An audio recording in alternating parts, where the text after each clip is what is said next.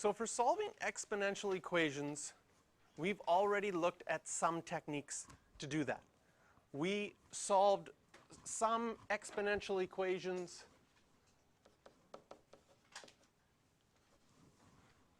like this by getting the bases the same. So if things were in the same column of our powers chart, then we could get the bases the same and solve them. But 2 to the x equals 3, 2 and 3 aren't in the same column as one of your powers charts, so we can't use that technique. We also learned a graphing technique where you could type one side into y1 and one side into y2 and find out where they intersected.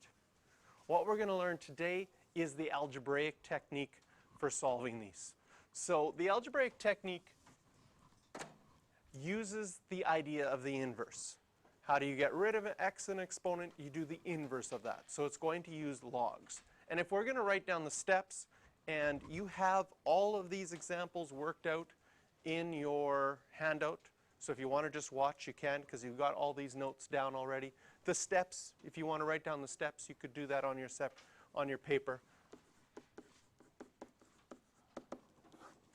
So for the algebraic way of solving this, so these are all on here. Step 1, we are going to take the log of both sides. Because the inverse of something in an exponent, a variable in an exponent, is a logarithm. We're basically going to take the inverse of both sides. Once you've taken the log of both sides, you're going to use your log laws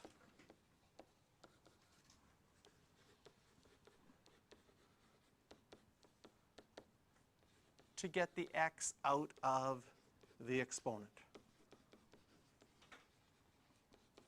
So all that work with our log laws prior to this was to get us used to working with them so that when we get to these kind of equations, we can use our log laws to get an x out of the exponent. And then the last thing you have to do is use your algebra skills to solve for x. So these are the steps that one can use for solving any exponential equation. So in our question here, 2 to the x equals 3, we could start by taking the log of both sides. And you can take the log of any base. So you can do a base 10, that's a common log that we did here. You could take the natural log of both sides. You could take log of base 517, whatever number you want it. But usually we like to choose log or natural log because that button is handy on our calculators for later on. So I'm taking a common log here. Now, we've done step 1. Step 1 is super easy in these questions. You just write both sides with a log in front or a natural log in front. Step 2, we need to use our log laws to get the x out of the exponent. So we've got the x in the exponent here. Do we have a log law that brings that x out in front? Yes. So that x could come out in front because that's one of our log laws. And we've done step 2. The last thing we have to do is solve for x. We have to say, right now, this is x times log 2. Log 2 is a number. Log 3 is a number. So if we had this same question with easier numbers, if you had x times 3 equals 5, how would you solve for x? You divide both sides by 3. Because when you have nice numbers, it's obvious. When the numbers look like this, it's not quite as obvious. But if you think that log 2 is a number and log 3 is a number, to get x by itself, all we would need to do is divide both sides by log 2. Now these questions often ask you to write your answer to 2 decimal places or 3 decimal places. So with your calculator, now that you've got x by itself, you can write log, was it log 3 divided by log 2? Yes. Log 3 divided by log 2. push enter, and it gives you a decimal answer, 1.58.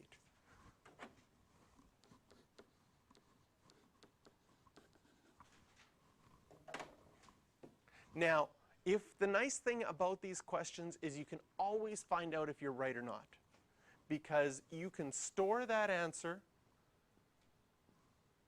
as x. So above your on button is your store button. Store that answer as x, and then you can rewrite your equation that you had before. So our original equation was 2 to the x equals 3. So I can check, what is 2 to the x? Because if I push enter here and it's equal to 3, then I know my value is right. If I push enter and it's not equal to 3, then I know that I've got it wrong.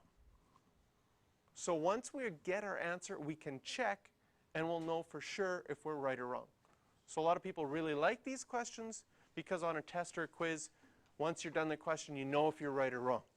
Some people don't like these questions because they get to the end of the question, they plug it in, and they made a little mistake somewhere. So they're like, oh, I have to redo the whole question. And they redo the whole question, and they try it again, and they made another mistake. So it's can be kind of good if you get it right, because you'll know right away that you've got it right. Kind of annoying if you've made little mistakes along the way, because then you might have to redo it and redo it and redo it until you're satisfied, or just give up, because that sometimes happens too, right? So there's our first example. It's the most basic one. We only had to use one log law. We're able to get things by itself. Here's a second one. Again, it's an exponential function because x is in the exponent. Exponential equation. We can do step 1 by taking the log of both sides.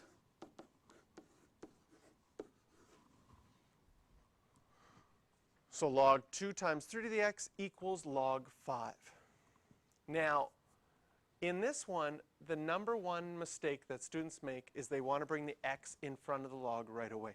They want to use this log law, that log a of m to the n equals n log a of m. In other words, this one where you can bring that exponent out in front.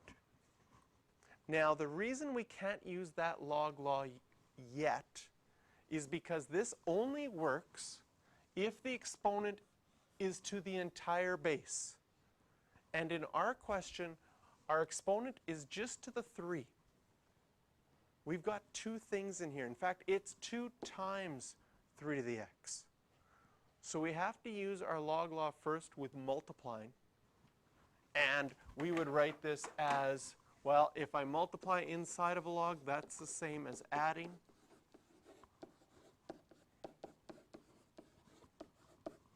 So I could use that log law first.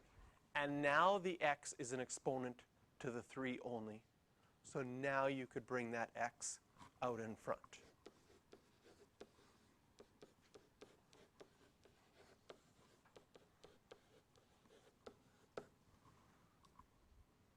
So now we've done step 2. We've successfully got the x out of the exponent. The rest of this is just using your algebra skills. You want to get x by itself. So log 2 is a number. I'm going to move it over to the other side by subtracting log 2 on both sides.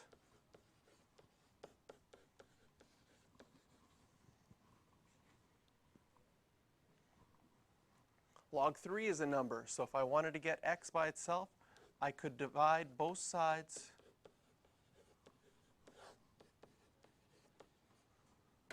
by log 3. Now I want to find out if I got this right. So I go to my calculator. If you have the newest version, I strongly suggest using the fraction button every single time you do logs in fractions. If you don't have the newest version of the calculator, then every time there's more than one thing, either in the top or the bottom of the fraction, you need additional brackets around it.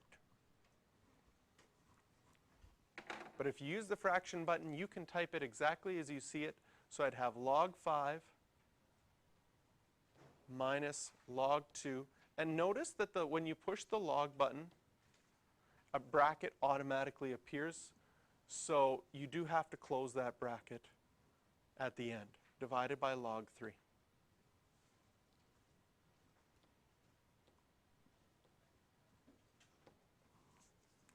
we get 0.834. And again, we want to check that to see, did we make a mistake along the way, or is this right? So again, I'm going to store this value as x. And then my original question was 2 times 3 to the x, 2 times 3 to the power x. If this is equal to 5, then we know that we got it right. If it's not equal to 5, then we made a mistake somewhere. So we're good. So now you know that that value is right, and you can feel confident about moving on to the next question of your quiz or test or whatever you're doing. The hardest one is when there's an x as an exponent on both sides of the equation. So this one we have 5, x to the minus 1 equals 3 to the 2x plus 3. Again, step 1 is straightforward. We take the log of both sides.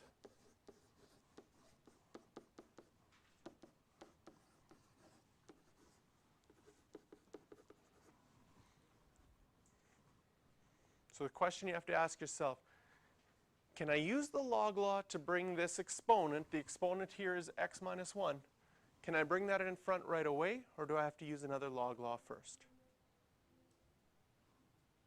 And in this case, is the question you have to ask yourself, is this exponent to the entire base that's inside that log?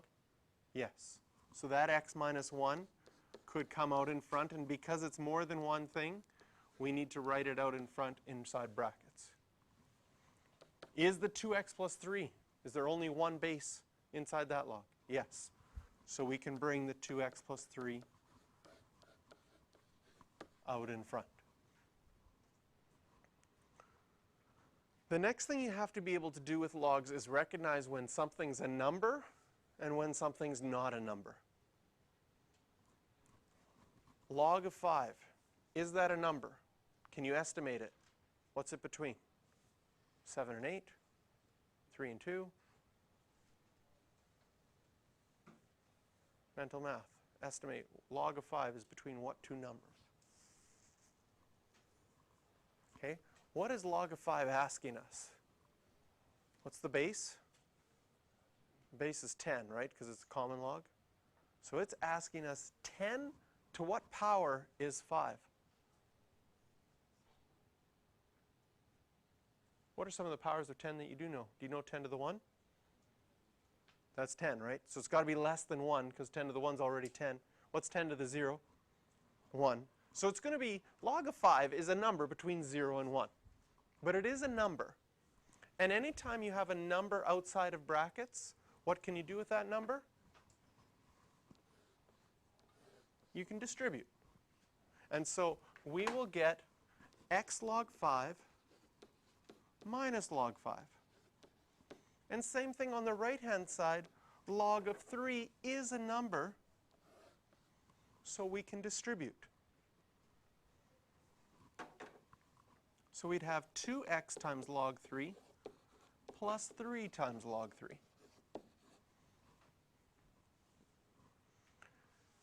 Now, if you were solving an equation with nice numbers, and there was x's on both sides and numbers on both sides, when you're solving for x, you always try to get your x's together on one side and your numbers together on another side, and then combine your like terms to help you solve. Well, we're going to do the same thing here. We have two terms with x's, x log 5 and 2x log 3. And we have two terms without x's that are just numbers. So we're going to put our x's on one side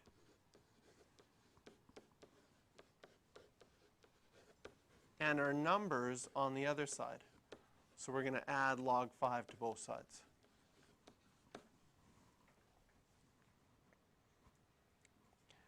If these were nice numbers, you would combine the like terms here.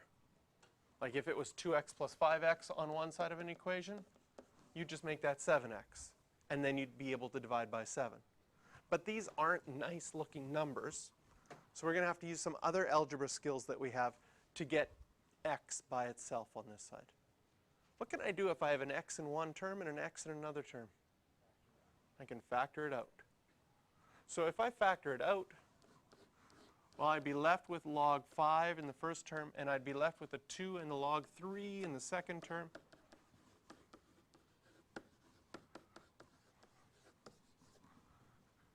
And now, inside the brackets, these are all numbers.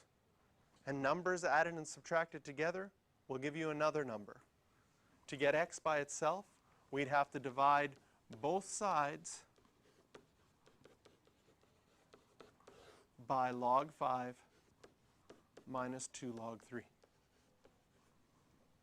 Again, if you have the fraction button, you can type this in directly. If you don't have the fraction button, you're going to need to add an extra set of brackets around the top because there's more than one thing added in the top of your fraction, and an extra set of brackets in the bottom of your fraction.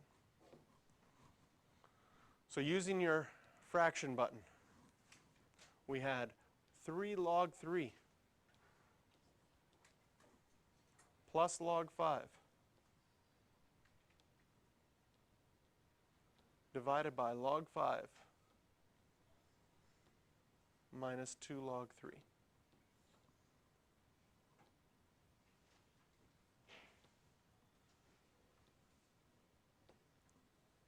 Negative 8.34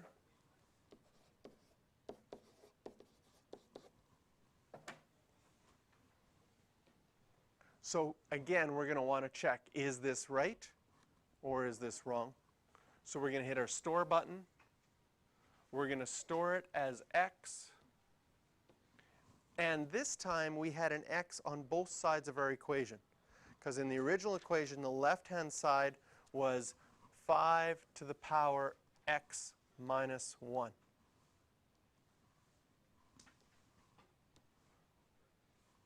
So I push enter, and that's 2.93 e to the minus 7. That e to the minus 7 on your calculator is scientific notation. That means times 10 to the minus 7. On the right-hand side of our equation, it was 3 to the power 2x plus 3. If we've done it right, we should get exactly the same number. And we do, so we know that we got it right. If the number is off, then you know that you've made a mistake somewhere. If you don't use the store button and round your answer, then your numbers will be close, but not exactly right. So it's really good to use that store button because then it will remember all of the decimal places. So we're going to take some time to continue working on those exercise questions. If once you've done D and E, I want you to call me over. I want to see your work on those ones, and then you can keep going.